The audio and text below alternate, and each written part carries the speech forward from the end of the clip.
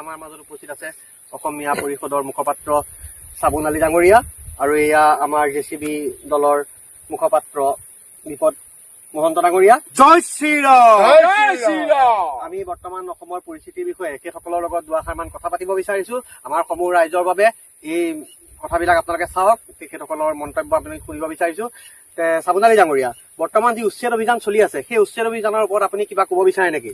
এই অসমত উচ্ছেদ হৈ আছে, আমি মনত বহুত কষ্ট পাইছো। বহুত দুখীয়া মানুহক উচ্ছেদ কৰি আছে। আমাৰ যোনবিলাক ধনী ধনী মানুহ আছে তেওঁলোকক একো কৰিব পৰা নাই। আৰু উচ্ছেদ যিটো হৈছে সেইটোতো আপোনাৰ ধনী মানুহখিনি কেনেকে কৰিব? কিন্তু ম্যাদী পট্টাৰ মাটিত আছে, আপোনালোকতো ম্যাদী পট্টা নোহোৱাকে আপোনালোক তাত বহি আছে। সেইটোৱে মেইন কথা হ'ল, য'ত মানে আপোনাৰ ধৰি লওক মাটি অকণ যদি কোমল পায় কোনোবাই, তাতে গাঁত খান্দিবলৈ সুবিধা হয়। আমাৰ মানে সেই তেনেকুৱা কি মাটি কোমল পায়, কি মাটি কোমল পায়? ঢিলা মাটি ঠিলা মৰে আমাৰ পাৰ্টি নেকি? আমাৰ জেচিবি দলৰ স্বাভিমান আছে, আমাৰ অধিকাৰ আছে।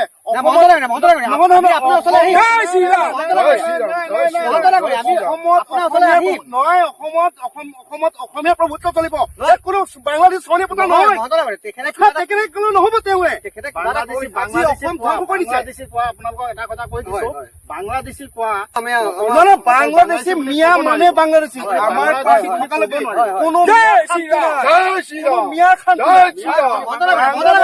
মহন্ত ডাঙৰীয়া, মই আপোনাৰ কথাটো মানি লৈছো, তথাপিতো আমি তেখেতৰ ওচৰলৈ আহিব লাগিব, তেখেতে কিবা এটা মন্তব্য ৰাখিব বিচাৰিছে, আমি শুনিব লাগিব। আলী ডাঙৰীয়া, আপুনি কি ক'ব বিচাৰে? মই এটা কথা মই শান্তিৰে ক'ব বিচাৰো, আমাৰ যেতিয়া ভাৰত স্বাধীন হৈছিলে তেতিয়া আমাৰ মিয়াসকলৰ বহুত তাত অনুদান আছিলে। যেনেকুৱা ধৰি লওক 52,000 মানুহ আমাৰ এই আন্দোলনত শ্বহীদ হৈছিলে, আৰু তাৰ ভিতৰত 62,000 মই আপোনাৰ ওচৰলৈ আহিম। তেখেতে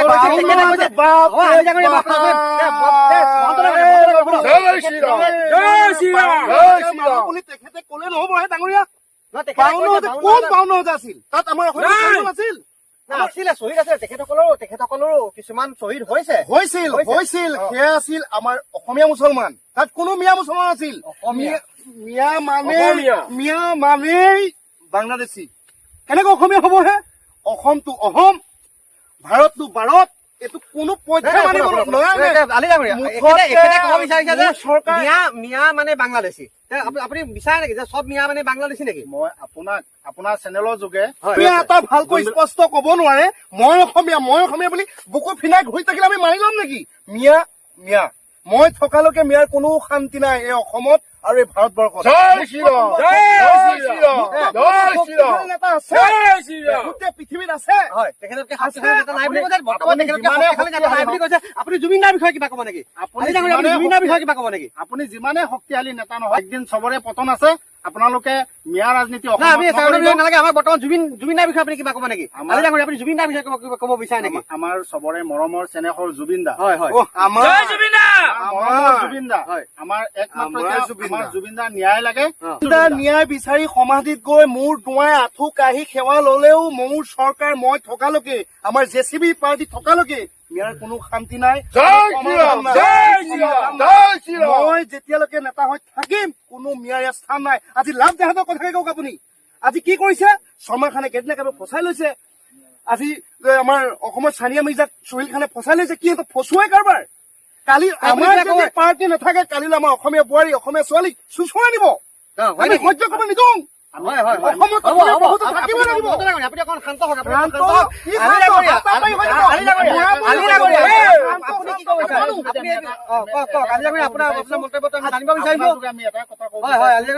যদি কোনোবাই ভাল পাইছে সেইটো আমাৰ একো মাত মাতিবলৈ নাই, মুছলিমেই হওক। আজি দেলহিত বম দিয়া মানুহ কোন? দাড়ি থকা মানুহ, মিয়া মানুহ আজি বম দিছে। ভাৰতখন টুকুৰা টুকুৰ কৰি দিয়া কথা কৈছে। পাকিস্তান জেহাদী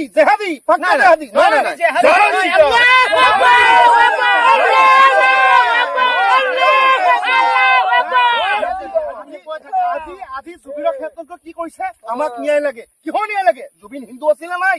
কওক ডাঙৰীয়া আপুনি, জুবিন এজন অসমীয়া আছিল নে নাই? আমি স্বাভিমানী অসমীয়া, জুবিন এজন জুবিনে অসমীয়াত গান গাইছে। মই কোৱা জুবিনে কথা বাংলাত নহয়। গান গাইছে নেকি? মোৰ বিষয়বস্তু ডাঙৰ কথা নহয়। বিষয়বস্তু ডাঙৰ কথা নহয়। কৈছে, ডাঙৰ কথা নহয়, কৈছে। সাংবাদিক ডাঙৰীয়া। আমাৰ আলি ডাঙৰীয়া কি ক'ব বিচাৰে? মই ইয়াৰ মৰা-মৰি হৈ যাব। আলি ডাঙৰীয়াৰ মন্তব্যটো আমি ল'ব লাগিব। আলি ডাঙৰীয়াৰ মন্তব্যটো আমি ল'ব লাগিব। আলি ডাঙৰীয়া আপুনি কওক, আপুনি কি ক'ব বিচাৰে যে জুবিন হিন্দু আছিল, জুবিন সনাতনী আছিল? ইয়াৰ ক'ব হৈছে যে জুবিন হিন্দু আছিল, জুবিন সনাতনী আছিল, 100% জুবিন বিভাগ অসমীয়া, বিভাগ হিন্দু। জাতি নাছিলে, তেওঁ নিজে কৈ কৈছে কোনো জাতি নাছিলে, কোনো ধৰ্ম নাছিলে, তেওঁ এজন কাঞ্চনজংঘ আছিলে। ঠিক আছে? চিনেমাৰ আৰু জুবিন ডাইলগ, কোনে মাৰিছে? নাটকৰ ডাইলগ তেওঁলোকে কৈ ইয়াত সৰলতাৰ অসমীয়া সৰলতাৰ সুযোগ লৈ পথাৰে বাৰীয়ে পাকঘৰে ভিতৰে সোমালে আমি নামানিম। আমাৰ জুবিন দাক কোনে মাৰিছে? হয়। কোন জাতিয়ে হত্যা কৰিছে? প্ৰি প্লেনিং মাৰ্ডাৰ কৰিছে, হয়, মাৰ্ডাৰ হয়। কৰিছে বুলি জুবিনৰ কওঁ। হত্যাকাণ্ডত বৰ্তমানলৈকে জড়িত আছে শৰ্মা, আপোনাৰ আছে, শৰ্মা তাত আলিও জড়িত আছে। আছে, মহন্ত জড়িত আছে, তাত আলিও আছে। বৰ্তমানলৈকে আলি- জয় আছে, জুবিন, আলি আছে। আছে। জয় আলি জুবিন। আছে। বৰ্তমানলৈকে আলি আছে। আপুনি ক'ব লাগিব, আপুনি ক'ব লাগিব যে নাই জুবিনে নাই কোনে নাই নাই, হত্যা আপুনি কৰিছে। একপক্ষী হৈছে নেকি? নাই নাই, মই একপক্ষ হোৱা নাই। মোৰ মহন্ত এনেকুৱা ডাঙৰীয়া, ধাৰণা মই কোনো আজি কাৰণত এই একপক্ষ পাক্কা নহয়। আপুনি যে আজি মহন্ত ডাঙৰীয়া, ঠিক আছে, মই- আপোনাৰ নহয়, নহয়, মহন্ত ডাঙৰীয়া, মই ক'ব লাগিব। আপোনাৰ নাম কি হে? আপোনাৰ নাম কি হে? মোৰ নাম দেৱজিৎ বৰুৱা, কিন্তু কি আপুনি বড়ো পাছত কি আলি আছে নেকি? নাই নাই, মই আলি নাই। কিন্তু আপুনি যে সিহঁতৰ নাই, পক্ষ মই লৈছে, কোৱা কাৰণ নাই, কি? নহয়, এক পক্ষ হ'লে আপোনাৰ নহ'ব পৰা নহয়। জানিবহে বিচাৰিছো, মই মুঠতে- জানিবহে বিচাৰিছো। নহয়, নহয়, যে তেখেতে যেনেকে নহয়, ক'লে। নহয়, ডাঙৰীয়া, মুঠতে আমাৰ চৰকাৰ থকালৈকে হয়, হয়, হয়। আৰু মই থকালৈকে হয়, হয়। আৰু আমাৰ এই জেচিবি পাৰ্টিত থকালৈকে ইয়াত মিয়া শান্তিত থাকিব নোৱাৰি। মিয়াক তেওঁলোক আপোনালোকে পক্ষে নোৱাৰিব। মিয়াক নিদিয়ক শান্তি কৰিব। তুমি মিয়া কোন? এওঁলোকে কৈছে মিয়া, আমাক আপুনি অশান্তি মিয়া, কৰে। আমি- মিয়াক আপুনি অশান্তি কৰে।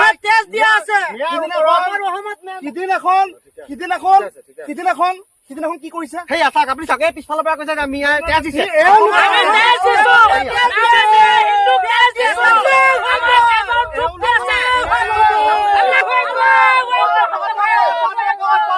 নমস্কাৰ, আমি ভিডিঅ'টো বনাইছো একমাত্ৰ মনোৰঞ্জনৰ বাবে।